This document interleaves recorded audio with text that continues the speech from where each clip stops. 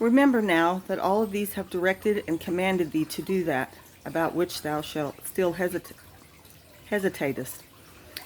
If thou now shouldest begin to write by mistake, intending thereby to fulfill his commands in obedience, then the Most High would do with thy pen the same as he did with the knife of Abraham, when he was about to sacrifice his son Isaac. For on that occasion the Lord commanded one of us angels to withhold the arm and the knife. He did not thus command us to withhold thy pen, but has ordered us with lightest breath to speed it on, and while gazing on his majesty to direct and assist thee by illuminating thy intellect. 9.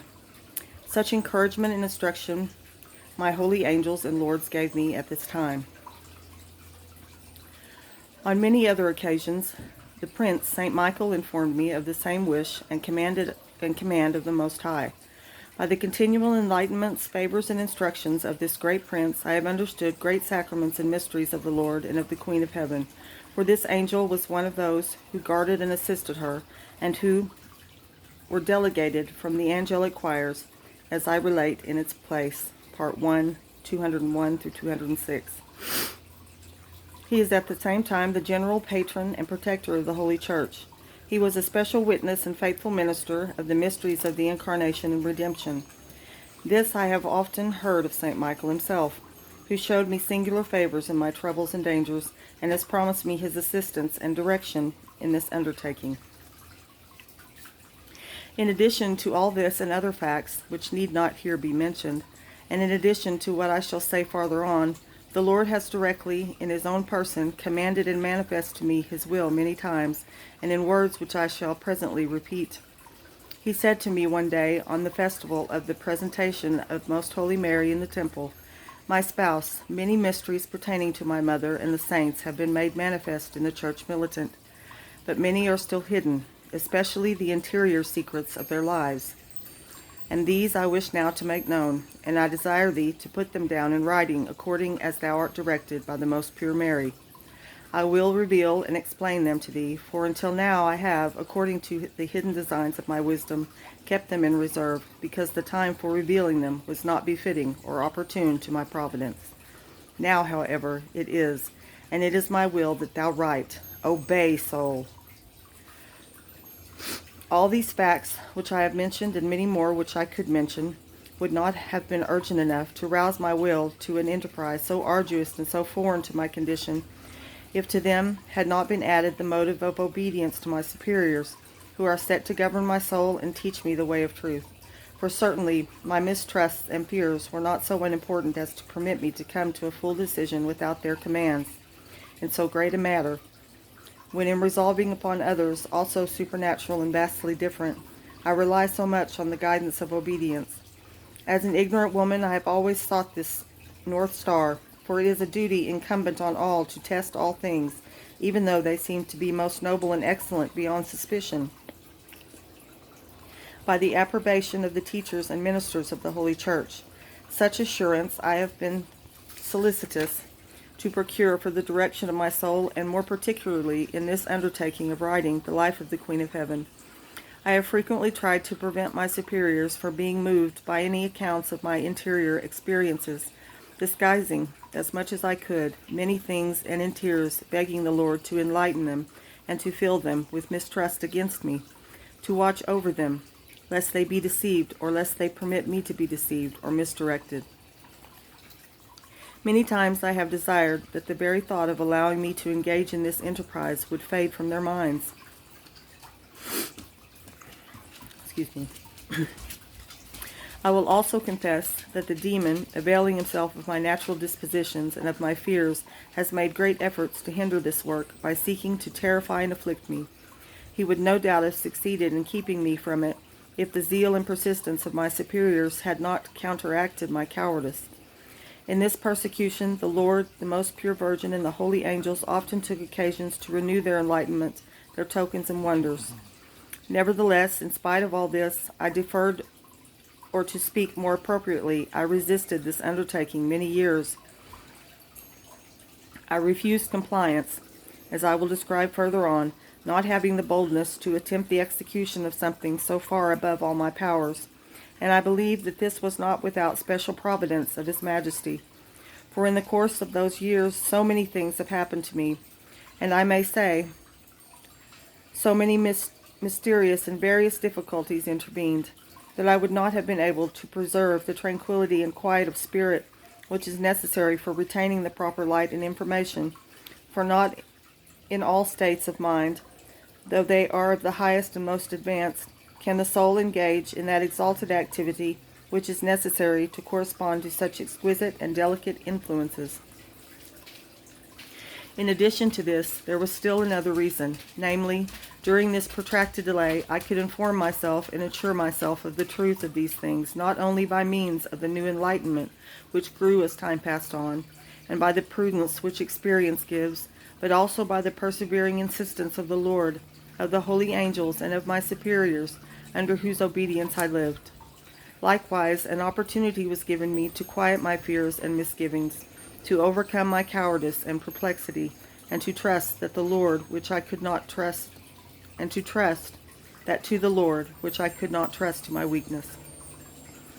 Confiding then in the great virtue of obedience, I resolved in the name of the Lord and of my Queen and Mistress to lay aside my reluctance. I call this virtue great, not only because by it the most noble activities and the faculties of a creature, namely the mind, the judgment, and free will, are offered as a holocaust to the Lord, but also because no other virtue ever assures success more unfailingly than obedience. For by it the creature then does not operate of itself alone, but also as an instrument of him that governs and commands. This was the assurance of Abraham when he overcame the force of the natural love for his son Isaac. Genesis 22:3. And if it was sufficient for such an act, and sufficient to detain the sun and the heavens in their swift course, Joshua 10:13, it can certainly be sufficient to influence the movement of the earth. Perchance if the hand of Uzzah had been guided by obedience, he would perhaps not have been punished as presumptuous in touching the ark. Well do I know that I am more unworthy than Uzzah in stretching out my hand to touch, not the lifeless and figurative ark of the Old Covenant, but the living ark of the New Testament, which contained the manna of divinity, the source of grace, and the new law. But if I remain silent, I fear with good reason to disobey Most High commands, and I could exclaim with Isaiah, Woe is me, because I kept my peace. Isaiah 6:5. Therefore, O my Queen and Lady, it is better that thy benignest goodness and mercy and the blessings of thy liberal hand should shine forth through my base and unworthy efforts. It is better that I should experience thy blessings in obeying thy commands than that I should fall into thy displeasure. It will be a work of thy clemency, O purest Mother, to raise the poor from the earth and to execute through a weak and unfit instrument a work so difficult, for thereby thou shalt magnify thy condescension and the graces which thy most holy Son communicates to thee.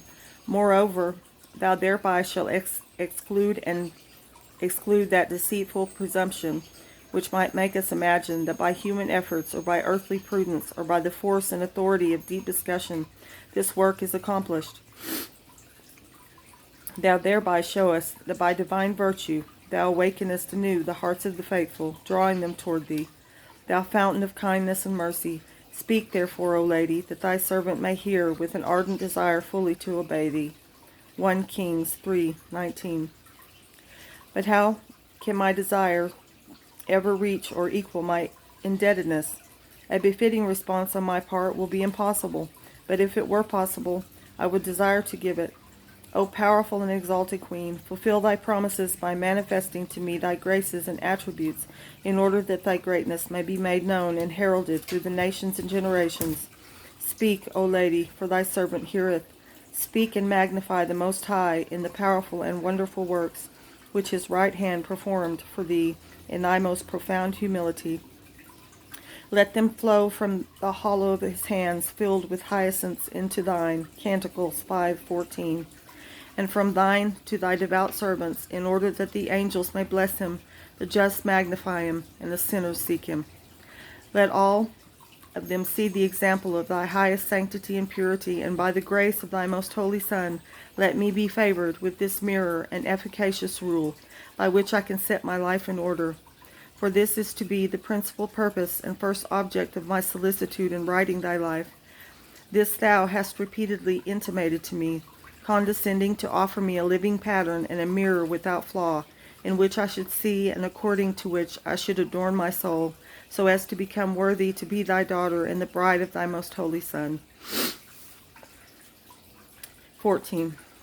This shall be my whole object and intention, and therefore I shall not write as a teacher but as a disciple, not as one instructing, but as one trying to learn, knowing that it is the duty of women to be silent in the Holy Church and to listen to the teachers. 1 Corinthians 14:34. But as an instrument of the Queen of Heaven, I will declare what she deigns to teach me, and whatever she commands me. For all the souls are capable of receiving the Spirit which her divine Son has promised to pour out over men of all conditions. Joel 2:28. The souls are also able to communicate it in a befitting manner whenever a higher authority, acting according to dispensations of Christ's church, so disposes. I am now convinced that the church has authorized this history through my superiors. That I should err is possible to an ignorant woman, natural. But then I err when obeying and not acting of my own free will. Thus I remit myself and subject myself to those who are my guides and to the correction of the Holy Catholic Church, to whose ministers I fly in all my difficulties, and I wish that my superior, teacher, and confessor be a witness and a censor of this doctrine which I receive, and also a severe and vigilant judge of the manner in which I put it into practice, or fail in the fulfilling of the obligations consequent upon this blessing. 15. Pursuant to the will of the Lord and the command of obedience, I have written for the second time this heavenly history, for during the first writing of it, though the light by which I perceived the mysteries was abundant and fruitful in proportion as my shortcomings were great, my tongue was unequal to the task of finding the proper terms, and my pen not swift enough for a full statement. I omitted some things, and with the lapse of time and by the aid of new enlightenments, I found myself better prepared to write at this second time. Nevertheless, there always remains much of what I understood and have seen, which I must leave unsaid, since to say all will never be possible. Besides these reasons, there was another known to me in the Lord, namely, that in my first writing my mind was much hindered from attending to the matter and arrangement of this work, to my temptations and great fears. They raised in me that, deeming in the greatest presumption to have attempted such an arduous task, I concluded to burn it, and I believe that this did not happen without the permission of the Lord, for in the turbulency of my soul I could not present myself in a state entirely befitting and desirable to the Lord for writing and engraving into my heart and spirit his doctrine, as he commands me to do now, and as can be seen from the following event. 16. On one of the festival days of the purification of Our Lady, after having received the most holy sacrament, I wished to celebrate this holy festival, which was the anniversary of my profession, with many acts of thanksgiving and of total resignation to the Most High, who without any merits of mine has chosen me as his spouse. While I was thus exciting these affections, I felt in my interior a most powerful change, accompanied by abundant light, which raised me and urged me strongly and sweetly toward the knowledge of the essence of God, his goodness, perfections, and attributes, and to the disclosing of my own misery. Wisdom 8:1. And these different things, which were placed before my understanding at one and the same time, produced in me various effects. The first was that all the attention of my mind and all my aspirations were raised on high. The other effect was that I was humbled in mind to the very dust, in such a way that it seemed to take away my own existence. At the same time I felt a most vehement sorrow and contrition for my grievous sins, joined to the determination to amend and to renounce all worldly things, aspiring instead toward complete love of God. In these effects I remained as if annihilated, and the greatest pain seemed but consolation in death, but life. The Lord, having pity on my faintness, in sheer mercy spoke to me, "Be not dismayed, my daughter and spouse, for in order to pardon, to wash, and to purify thee from thy sins, I will apply my infinite merits and the blood which I shed for thee.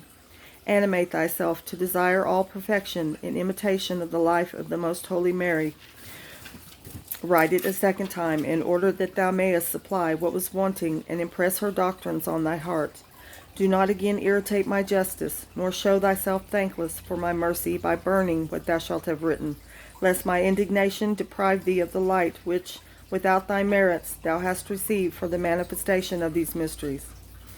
I immediately, 17, I immediately thereupon saw the Mother of God, who also spoke to me, My daughter, as yet thou hast not derived becoming fruit for thy soul from the tree of life, which was offered thee in the writing of my history, nor didst thou enter into the substance of its contents.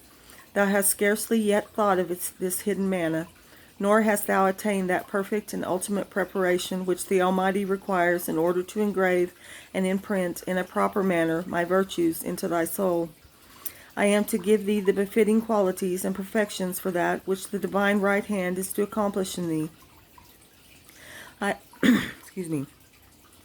I have asked him that, through my intercession and through the abundant graces conferred upon me, I be permitted to adorn thee and compose thy soul, so that thou mayest turn again to the writing of my life, with less attention to the material and more to the spiritual and substantial part of it.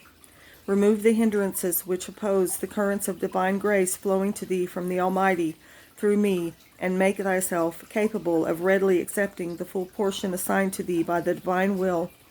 See that thou do not curtail or limit it by thy shortcomings and imperfections. Thereupon I saw that the Divine Mother clothed me in a garment, whiter than the snow and more shining than the sun. And she girded me with the most precious girdle, and said, This is a participation of my purity. I also asked for the infused science of the Lord, which should serve me as most beautiful hair for my adornment, and for other precious gifts and presents, the value of which I saw and knew was great, but which I was not fully to estimate. After having thus adorned me, the heavenly lady said, Work faithfully and earnestly to imitate me, and to be my most perfect daughter, engendered of my spirit, nourished at my breast. I give thee my blessing, in order that in my name and under my direction and assistance thou mayest again resume thy writing. 18. The whole of this holy life of Mary is divided for greater perspicuity into 3 parts. The first treats of all that pertains to the first 15 years of her life, from the moment of her most pure conception until the moment when her virginal womb, the eternal Word assumed flesh, including all that the Most High performed for Mary during these years. The second part embraces the mystery of the Incarnation, the whole life of Christ our Lord, his passion and death, and his ascension into heaven, thus describing the life of our Queen in union with that of her divine Son, and all that she did while living with him.